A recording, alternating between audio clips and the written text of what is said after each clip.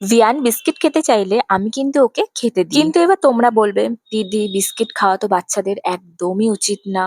আর তোমরা কিন্তু ভুল বলছো না, কারণ এটা আমিও জানি যে বিস্কিট বাচ্চাদের জন্য ভালো না। তাই তো আমি ভিয়ানের জন্য স্লার্প ফার্মের বানানা ওটস কুকিজ কিনে নিয়ে এসেছি। এই কুকিজটাতে কিন্তু কোনো রকম ময়দা বা পাম অয়েল নেই। দামটা আমার একটু এক্সপেন্সিভই মনে হয়েছে।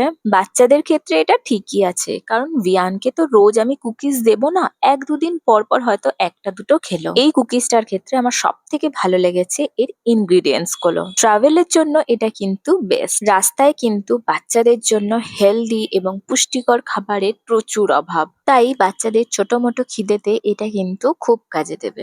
এইরকমই ট্রাভেল ফ্রেন্ডলি আমি কিন্তু আরো কয়েকটা জিনিস ভিয়ানের জন্য কিনে এনেছি, যেগুলো প্যাকেটজাত হওয়ার সত্ত্বেও পুষ্টিকর। এরকম ভিডিও আরো দেখার জন্য আমার চ্যানেলটাকে সাবস্ক্রাইব করে নিও। ফেসবুক থেকে দেখলে অবশ্যই ফলো করে নিও আর একটা লাইক করে দিও। দেখা হচ্ছে এরকমই একটা ইনফরমেটিভ ভিডিও নিয়ে খুব তাড়াতাড়ি। আজকের মতন আসি, বাই।